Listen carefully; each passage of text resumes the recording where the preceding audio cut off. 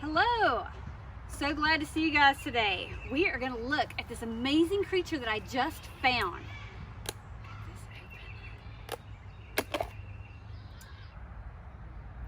So check out this amazing creature. I see 1, 2, 3, 4, 5, 6, 7, 8 legs. I also noticed that it's brown, and I think I see little white spots on the back. That is so cool. I wonder how I found this. Well, I'm actually going to show you guys today 3 tips on how to locate items like this around your house. So let's start with the first 2 tips. You're going to need a couple of supplies to help you out. Pretty simple and straightforward. You should be able to find these things around your house.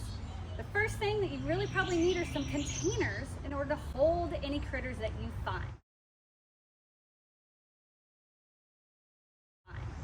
So I've got here a soup container, an old soup container that I've washed out. I've also got a container that has salsa in it. I've cleaned this out and it's got a lid so I can keep my critters in. So pretty simple, just anything you find around the house to capture and hold on to a critter temporarily for a little while. And then you're probably gonna need some paper. You know, you can get paper from whatever you had from school, you know, even newspaper will work, but white is usually a better color. So some old recycled paper, and you might need some tape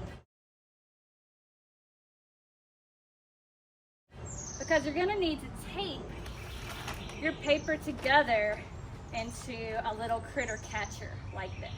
And we'll use this when we do tip number 2. But for now, for tip number 1, the only thing you need with you is a container.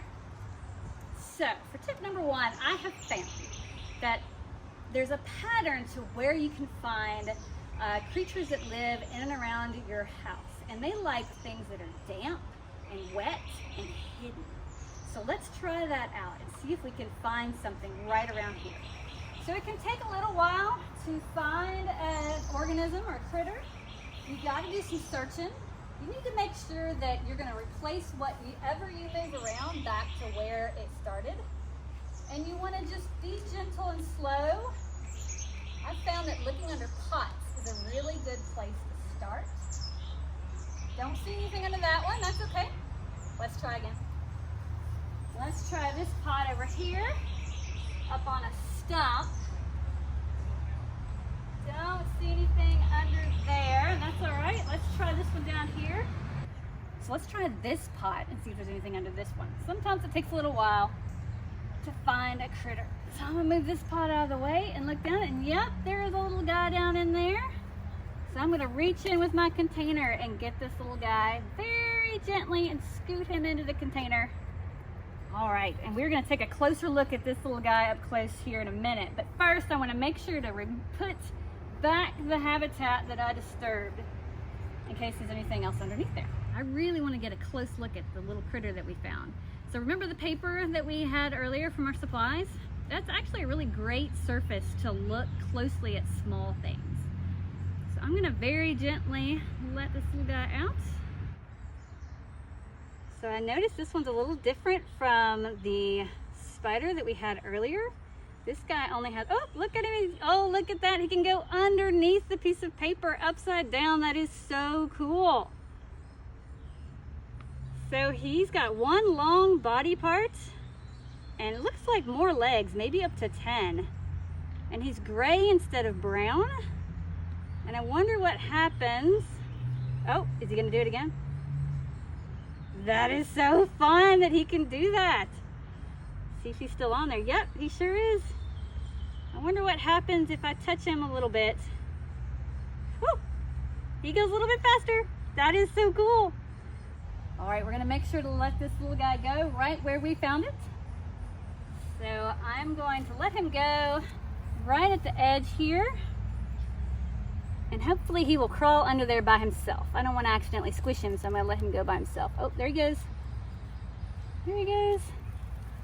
He's right there, and he's heading under the leaves, and he is back where he belongs. So tip number 2 is actually one of my favorite tricks for trying to find hidden critters. So remember the paper we had earlier on? All you gotta do is tape together that paper to make yourself a nice white area to capture your critters. Next is a little harder. You've got to find a really good tree, maybe with a branch that's down low, maybe a bush, maybe even some flowers or weeds in a little corner area, just a place where you can get this paper underneath. I'm gonna lay my paper down under this branch, and I'm gonna do what's called a tree shake. I'm gonna come around here. I don't wanna hurt the tree at all, so I'm gonna be gentle about it, but I'm gonna give it a pretty vigorous shake.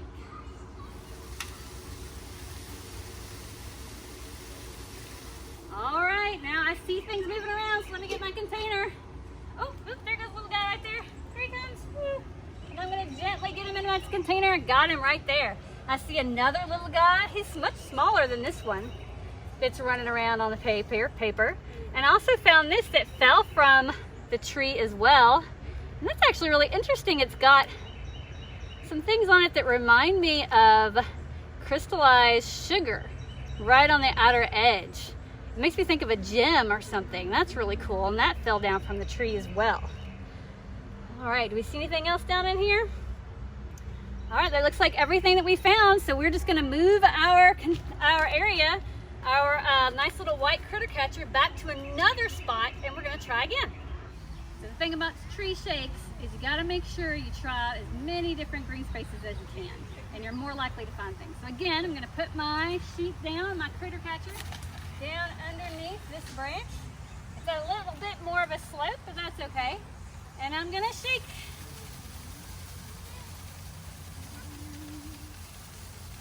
Okay, I see a couple little critters. I'm gonna bring it out here on the sidewalk. And let's see what's moving. Oh, that one's super tiny right there. Oh, wow. Oh, this guy's cool. I haven't seen one like that. He's got a really long body, super thin, tiny little antenna. Look how fast he moves. See how much thinner he is than this little guy right here? This one reminds me of the one we saw earlier. I think, let me count.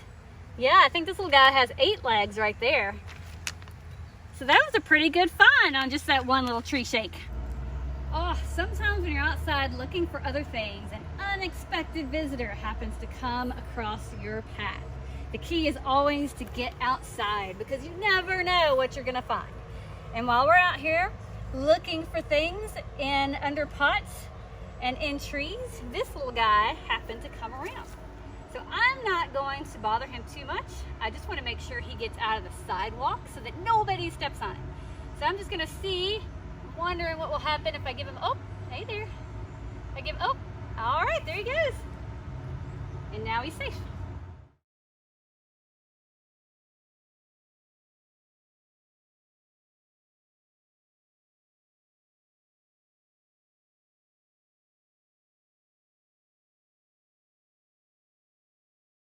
All right, now it is time for tip number 3. Now with tip number 3, you do need some supplies. You need a pillowcase.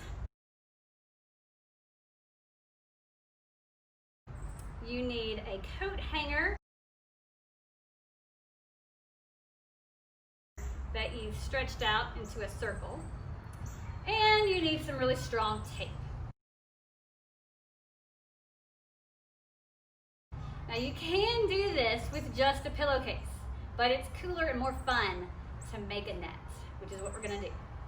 So to make a net, once you've got your pillowcase, make sure you ask your parents first before you do this, okay? All right. So you wanna take your lovely coat hanger that you've made into a circle, and you're simply going to put it into the entrance of your pillowcase, minus the pillow. And you're gonna fold it over so that the edge is folded over like that. And then you're gonna add tape to keep it all together. You might need scissors for this too, I forgot about that. I tend to do my tape like that. So get into sections. The hardest part's gonna be getting started. So I'm just folding it over like this, and then putting some tape to tape the edge together.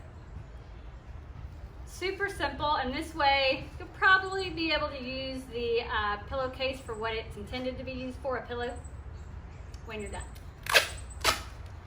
So I am going to just get started and finish this up.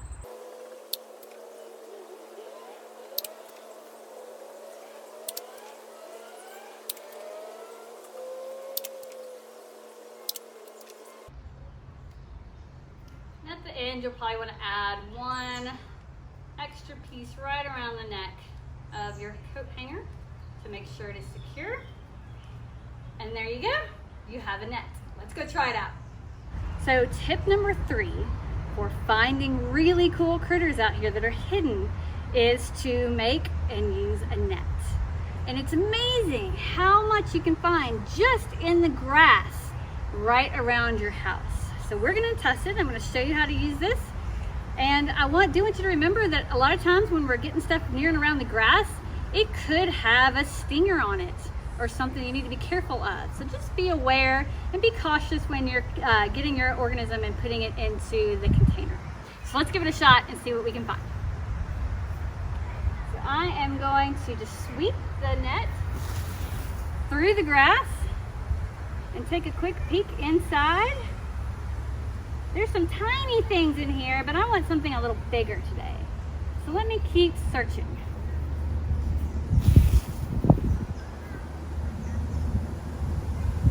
Ooh, they show up really well on this white pillowcase that we've used today. So there is a tiny little guy. I actually don't have any idea what that is. I notice it's got 2 body parts again, and I'm wondering how many legs he has. Let me see here. Oh, yeah, he opened up just a little bit there. Oh, look at that.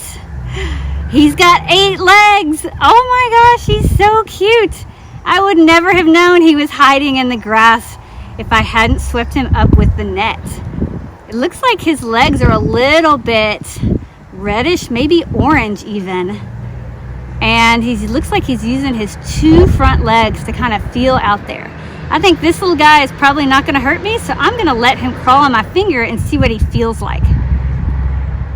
He tickles.